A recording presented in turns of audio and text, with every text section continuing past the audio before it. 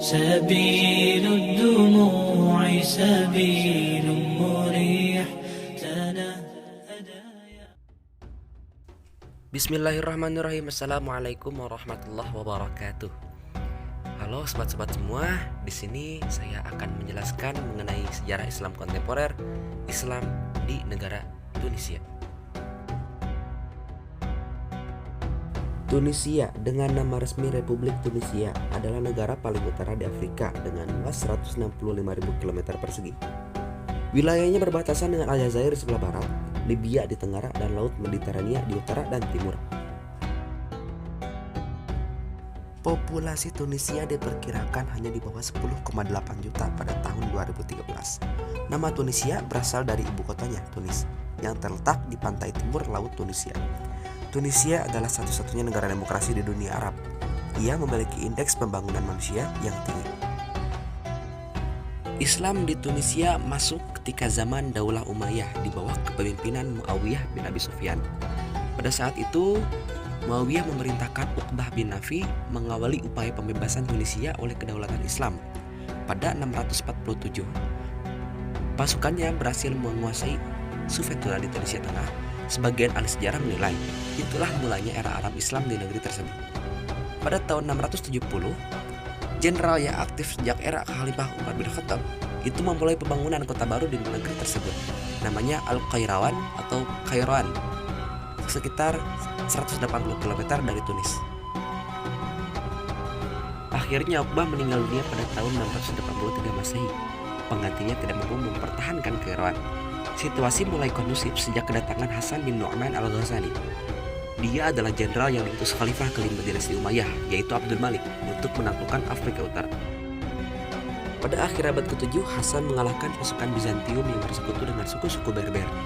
Sesudah berhasil dengan misinya, dia mendirikan pusat kekuasaan baru di Tunis. Bagaimanapun, Kairouan tidak diabaikannya sama sekali.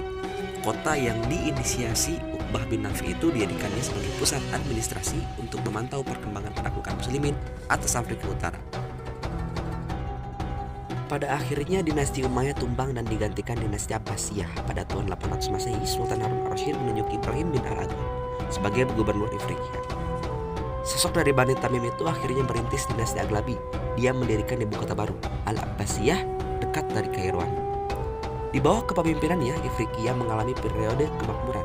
Berbagai infrastruktur dibangun seperti bendungan, masjid, perpustakaan, dan madrasah. Pemerintahannya juga sukses menjaga situasi harmoni antara bangsa Arab dan Berber Muslim. Pada akhir abad ke-9, Ibnu al-Aghlab juga mendirikan Baitul Hikmah di Kairouan. Formatnya mengikuti Baitul Hikmah yang lebih dulu eksis di Baghdad. Kairouan kian bersinar sebagai salah satu mercusuar peradaban Islam di Afrika Utara. Banyak sarjana muslim yang berkarir di sana. Misalnya Ishaq bin Imran, seorang ahli ilmu medis dari Irak yang kemudian mendirikan sekolah kedokteran di Kairouan. Salah seorang muridnya kelak menjadi pakar kedokteran terkemuka pada saat itu. Tidak hanya Kairouan, kota Tunis juga berkembang pesat terutama pada abad ke-13, berkilau seiring dengan berdirinya Madrasah Al-Zaituna di kota tersebut. Inilah perguruan tinggi pertama di Afrika Utara. Banyak ilmuwan terkemuka yang dihasilkannya, diantaranya adalah Ibnu Khaldun. Menjelang era modern, Kesultanan Utsmaniyah menguasai negeri itu. Meski dikuasai Turki, Tunisia dapat menjadi wilayah otonom di bawah pemerintahan berturut-turut Sultan Dey, Sultan Muradi, dan Sultan Husaini. Akhirnya, negeri itu dicaplok bangsa Eropa menjelang Perang Dunia I. Di Tunisia, Islam sekarang adalah agama negara resmi. Sekitar 98% dari populasi negara itu beragama Islam. Kebanyakan dari Muslim di sana adalah Sunni bermazhab Maliki. Sebagian ada juga yang bermazhab Hanafi. Tapi sejumlah kecil Khawarij masih ada di antara penutur Berber di Pulau Jerba. Tidak ada data yang dapat diandalkan mengenai jumlah Muslim yang taat. Sumber terpercaya melaporkan bahwa banyak Sufi meninggalkan negara itu tak lama setelah kemerdekaan, ketika tempat ibadah dan tanah mereka dikembalikan kepada pemerintah. Meskipun mayoritas penduduk Tunisia adalah umat Muslim, namun kenyataannya baru sekitar 8 tahun mereka bisa bebas menunjukkan identitasnya sebagai Muslim. Sebelumnya pemerintah Tunisia mengeluarkan dekret yang melarang hijab dipakai di sekolah ataupun kantor pemerintah. Presiden Tunisia saat itu Zain al-Abidin Ali atau Ben Ali menyebut hijab sebagai bagian dari busana kolot yang masuk ke Tunisia tanpa diundang. Hah? Penggunaan hijab juga diklaim pemerintah didorong oleh para ekstremis yang ingin mengeksploitasi agama untuk tujuan politik. Tak heran jika negara yang pernah dijajah Prancis ini kerap disebut sebagai negara penduduk muslim yang paling terpengaruh budaya barat. Konstitusi Tunisia juga memberikan kebebasan beragama dan berkeyakinan. Orang bebas mempraktikkan ritual agama. Yang penting tidak mengganggu ketertiban umum. Namun, di sini seperti ada yang paradoks. Konstitusinya menyuruh orang patuh pada ajaran Islam, juga presidennya pun disyaratkan harus muslim. Tapi di sini tidak diizinkan mendirikan partai politik atas dasar agama. Juga larangan dakwah secara terang-terangan. Artinya Islam di Tunisia sebatas bingkai formil. Semua praktik kehidupan keberagamaan bersifat individual. Negara dan agama memiliki wilayah dan berbeda. Agama dikembalikan pada urusan individu. Masing-masing orang dilarang sok tahu dalam masalah keyakinan dan keagamaan orang lain. Meski demikian, negara tetap memfasilitasi keperluan agama masyarakat yang berhubungan dengan administrasi, seperti ibadah haji, perkawinan, dan juga lain-lain. Intinya di Tunisia itu bebas beragama. Soleh dan tidak soleh adalah urusan masing-masing dengan Tuhannya. Agama tidak boleh dijadikan justifikasi perilaku yang dapat merugikan orang lain.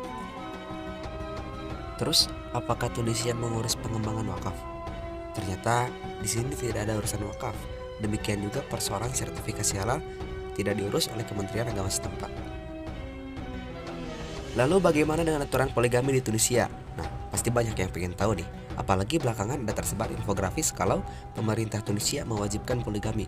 Nah, itu hoax besar. Jangan percaya terhadap info yang viral tanpa rujukan yang jelas. Lalu, apa faktanya?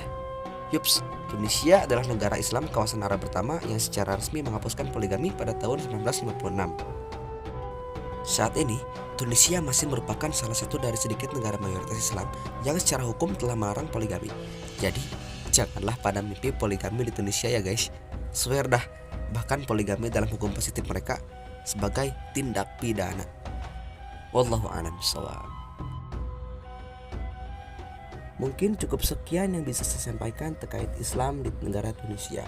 Kurang lebihnya mohon maaf. Terima kasih sudah menonton video saya. Mudah-mudahan bermanfaat bagi teman-teman semua. Terima kasih. Assalamualaikum warahmatullahi wabarakatuh.